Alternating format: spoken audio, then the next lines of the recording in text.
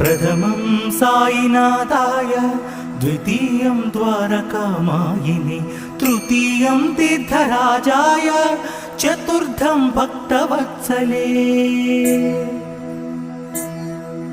प्रथमं साईनाथाय, द्वितीयं द्वारकामायिने, तृतीयं तीर्थराजाय, चतुर्थं भक्तवत्सले।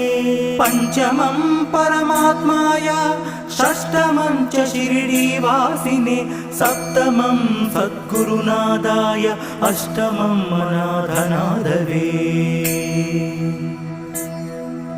नवमं निराडम्बराय, दशमं दत्तावतारिणे, एतानि दश नामानि त्रिसन्ध्यं यः पठे नरः। नवमं निराडम्बराय।